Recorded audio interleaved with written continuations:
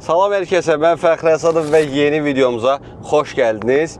Məni Instagramda izləyənlər artıq bilir ki, BYD Abşeron tərəfindən BYD Seal Leon 06 modelini bir neçə günlük mənə veriblər ki, test avtomobildir, Fəxri götür, sən də sür və hara istəyirsən get, ölkə daxil təbii ki.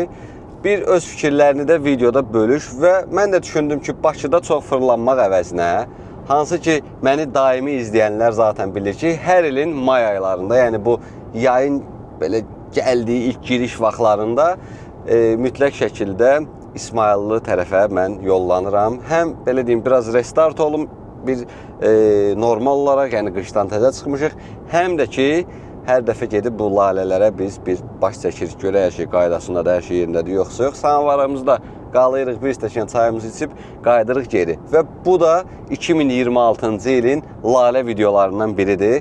Elə əlimə düşmüşkən belə bir avtomobil, dedim ki, niyə də elə BYD ilə mən bu yola çıxmayım. Açığı desəm, avtomobillə bağlı bu videoda çalışdığım qədər məlumat verəcəm. Həm də gördüklərimi bu təbiətin içində olduğumuz anlarda çalışıb sizlə paylaşacağım. İlk növbədə onu deyə bilərəm ki, evdən çıxmışıq 59.9, yəni 60 kilometr yol sürmüşük. Avtomobilimiz hibrid bir avtomobildir, amma yəni hibrid deyəndə bəziləri elə başa düşür, elektrikli yox. Həm elektrik mühərrikimiz də var, həm də ki, daxili yanma 92 oktanlı işləyən benzindən bir mühərrikimiz də var və heç bu dəqiqə deyim ki, nə elektrik həcmimiz tam formada deyil, 70% falan gücdədir.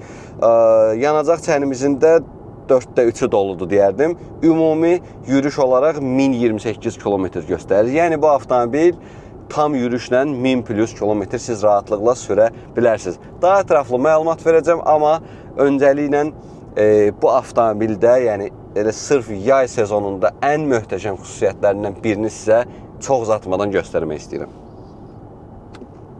Burada bizim soyuducumuz var uşaqlar. Yəni bildiyin, yəni bilmirəm, vidindən, fasonundan yəqin ki, görünür, buz kimidir. Bu bir cool box deyil, bu bildiyin soyuducudur, yəni buzluyub divarları, yüngülvari, soyuqdan və istəsəniz bunu siz qış aylarında da müsbət 50 dərəcəyə kimi yəni isti saxlaya bilərsiniz. Yəni bir mikrovalnovka kimi də istifadə edə bilərsiniz. Düzdür, istifadə eləməyin, prosta yəni izah eləmək üçün deyirəm. Soyutma tərəfinə gələndə isə -6 dərəcəyə kimi soyutma xüsusiyyətinə malikdir. -6-ya qoymuram, onda dəhşət soyuq olur.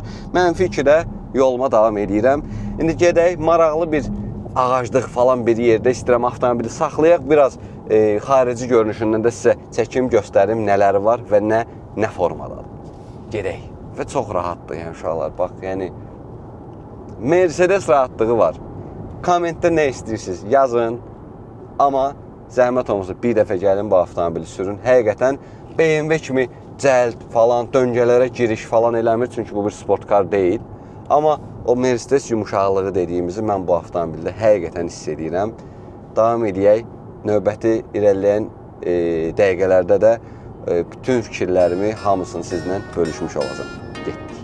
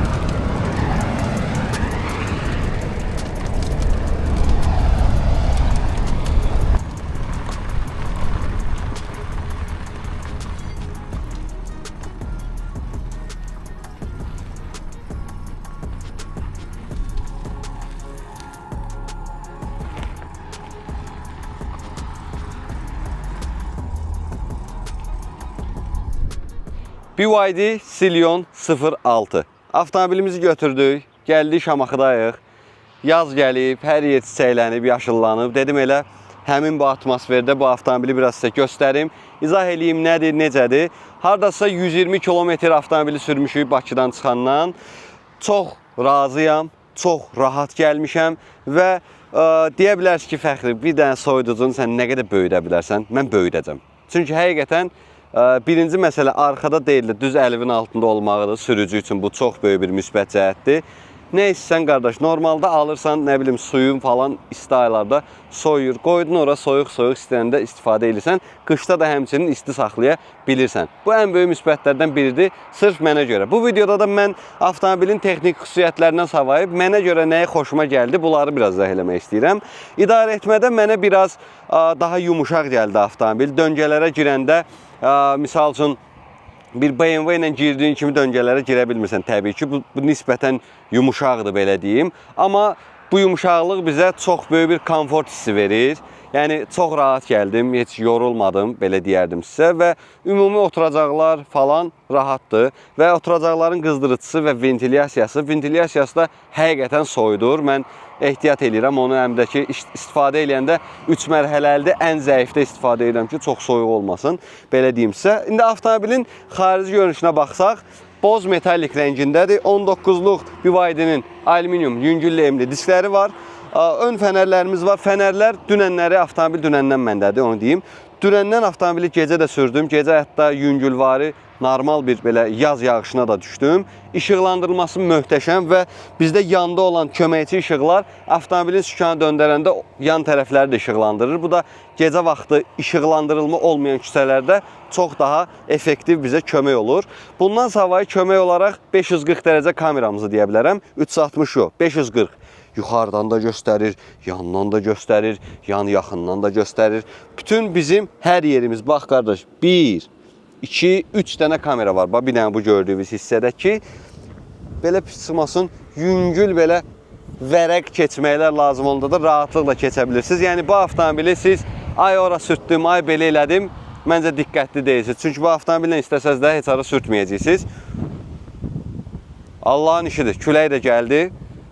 Keçər gedər deyə düşünürəm. Panoramik damımız var. Dam tamamilə şüşədən ibarətdir.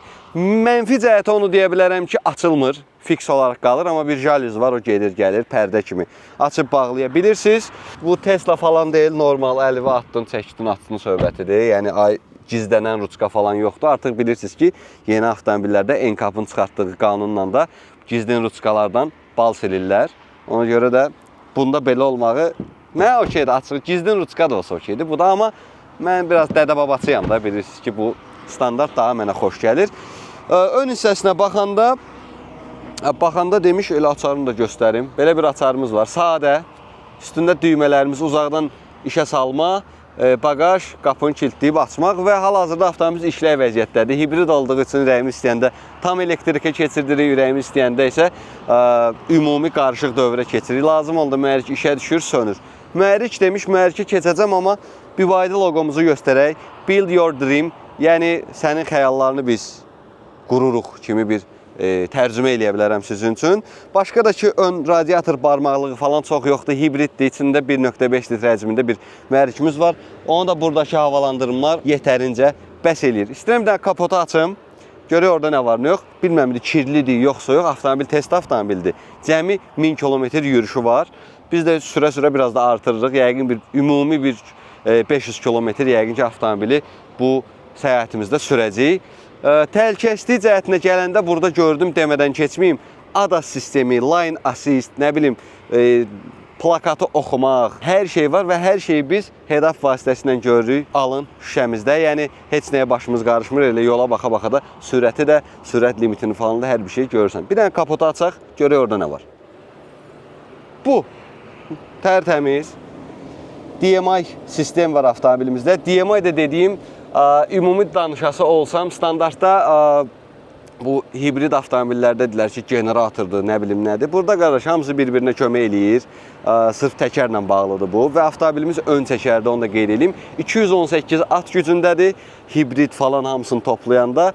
0-dan 100-ə 7.8 saniyə sürətlənir. Bu bir sport karı deyil, məncə normaldır. Yanacaq sərfiyyatı möhtəşəmdir. Yəni, hal-hazırda mən gələndə 4.5-4.6 litrləri gördüm. Amma düşünürəm ki, şəhər içi hibridlə istifadə eləyəndə daha da az yanacaq sərfiyyatı görə bilərsiniz. Əgər siz işə evə gedəndə bu avtomobili sürürsünüzsə, yəni gündəlik 50-60 kilometr sizə yol avtomobil sürmək lazımdırsa, heç yanacaq işlətmədən, yəni sadəcə şarja qoymaqdan avtomobili idarə edə bilərsiniz tam elektrikli olaraq. Burada da sadə 4 silindirli bir mühərrikimiz var, turbo falan yoxdur. Bu da o deməkdir ki, 92 oktanlı benzinlə çox rahat bir şəkildə avtomobil işləyir. Sağ olsunlar, bizi eşitdilər. Amortizatorda qoyublar da çubuqla əlləşmirik. Burada çox danışılası bir şey yoxdur. İstəyirəm kapotumuzu bağlayaq. Qəşəng. Bu şey yaxşıdır. Xoşuma gəldi. Yəni xoşuma gəldi deyəndə artıq bir standart var.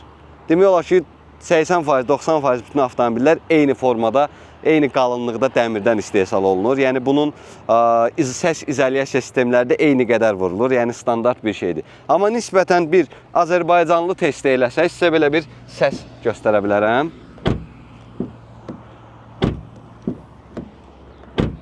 Yəni toxdur. Yəni danq-dunq beləncə səslər gəlmir. Avtomobilin ölçüsü 4.8 metrdir. Yetərincə iridir. Amma 540 dərəcə kamera ilə rahatlıqla idarə edə bilirsiniz. Siz bilirsiniz ki, mən yekə maşınlar, böyük maşınlar xoşlamıram. Amma rahatlıqla bu avtomobili idarə etdim və bir narahatçılığım yoxdur deyərdim.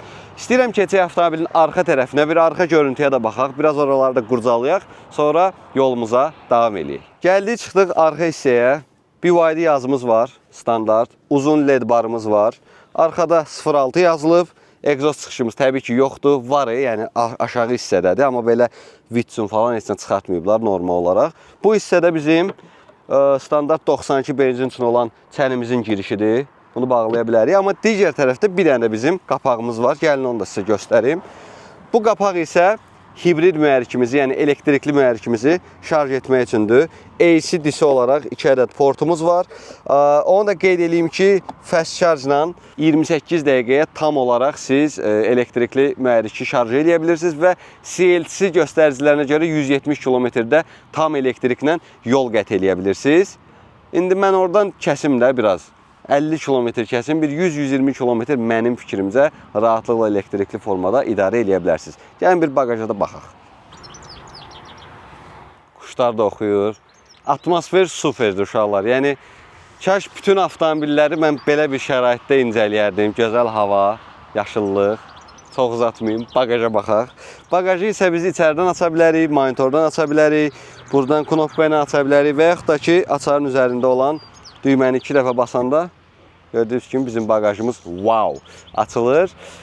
Burada çox belə bir beşimiz yoxdur. Taxtamdır, samavarımdır. Bunları irəliləyən dəqiqələrdə tak samavar eləyində görəcəksiniz. Bir də ki, bizim burada BYD-yə məxsus belə bir stansiyası var. Hansı ki, misal üçün almışsınız, öz qarajınızda qurmaq istəyirsiniz stansiyanı. Belə bir stansiyamız da var. Bir də ki, onu qeyd edeyim. BYD brendini Azərbaycanda rəsmi olaraq Group Motors gətirir və Group Motors öz avtomobillərinə 6 il və ya 150 min kilometr rəsmi zəmanət verir. Batareyaya ayrıca 8 il və ya 150 min kilometr zəmanət verib. Batareyalarda LFP batareyalardır, yəni məncə adla bilirsiniz, dözümlü batareyalardır və bu avtomobildə smart batareyanın dərəcəsini, temperaturunu nəzarətdə saxlayan bir sistem var ki, birdən çox soyuq və yaxud da çox qızma olanda dərhal özü işini dayandırır və yaxud da ki, sizə məlumat verir ki, mən işimi dayandırdım, xəbərin olsun. Bundan savayı avtomobilin interyerində ən çox xoşuma gələn, yenə deyirəm, soyuducudur. İkinci olaraq isə audio sistem, Dynaudio-nun 12 dinamiklə və subwooferlə təchiz olunmuş çox qəşəng bir dənə multimediyası var, yəni audio sistemi var. Yolda rahat mahnılara qulaq asarsa gəlmişəm. Razıyam, bu da xoşuma gəldi. Monitorumuz iridir, hər bir şeydə oradan biz idarə edə bilirik. İstəyirsiniz keçək yola, istəyirsiniz düşək yola. Yolda artıq biraz interyer haqqında da sizə məlumat verərəm.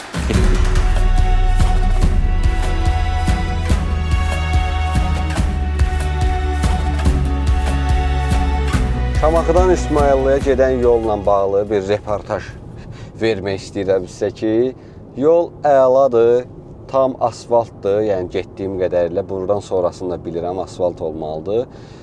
İllərlə gözlədiyimiz körpünü baxın burada görə bilirsiniz, açıq şəkildə məncə.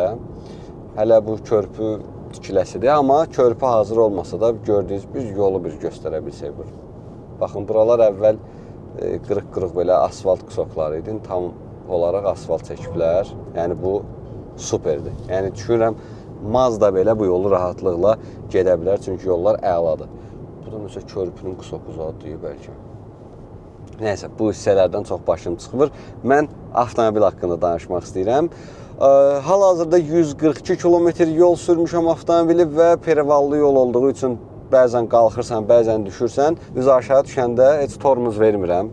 Özü zaten avtomobilin mühərrikini boğur deyə və oradan aldığı enerji ilə də bizim hibrid mühərrikimizin batareyası dolmuş olur. Yəni bir növ qalxanda biraz elə bil rasxodun çox olur, düşəndə həmin rasxodu əvəzləyir. Çünki enerji geri dönüş olaraq sizin hibrid batareyanıza əlavə olunur. Buraları əla, səs-küy yoxdur, sakitdir. Yəni izolyasiyası okeydir, xoşuma gəldi. Burada bizim belə bir nəzarət edici kameramız var. Bu nə üçündür? Bu misal üçün uzaq yol sürən vaxtı birdən yuxulayarsınız, birdən nə bilim fikriniz orada burada olar.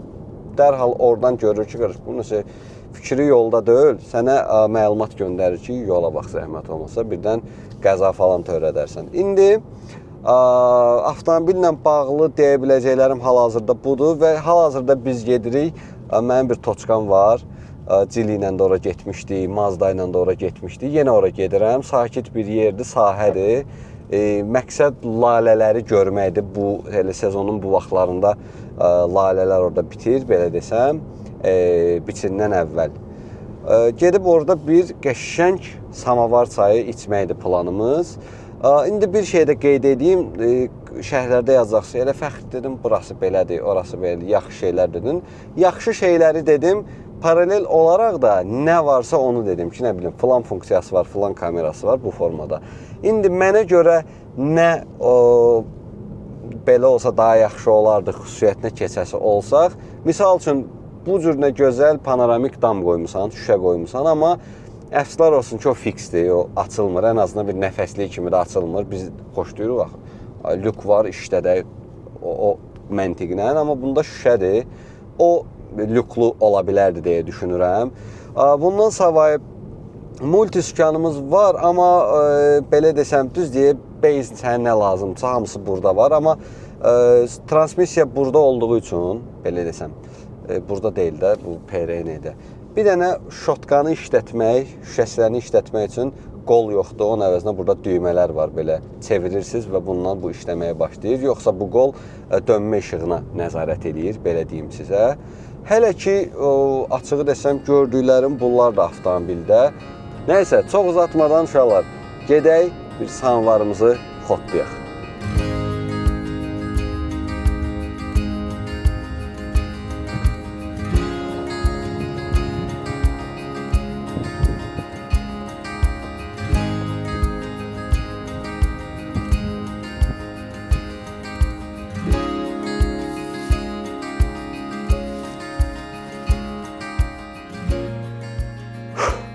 Məkana gəldik, çatdıq. İndi beşlərimizi götürək və samvarımızı xotlayaq.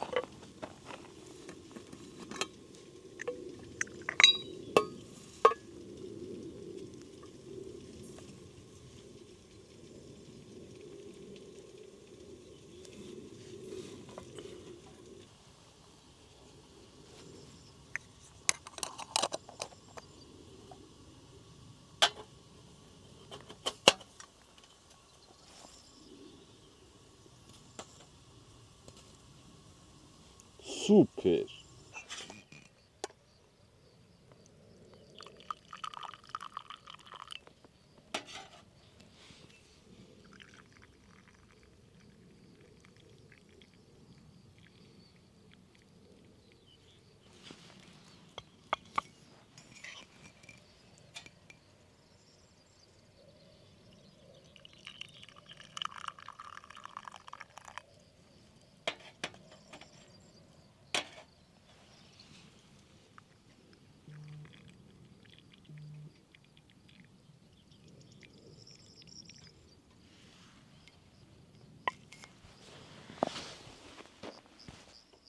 Super. Gördüyünüz kimi gəzdik, dolandıq, avtomobil haqqında məlumat verdik və günün sonluğu olaraq və gündə batır az qalıb. Samavar çayımız hazır.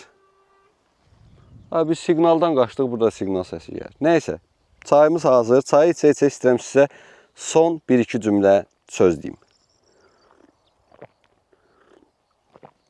Qəşəng çaydır, özü də qarışımdır belə otlardan, zatdan, ləzzətli.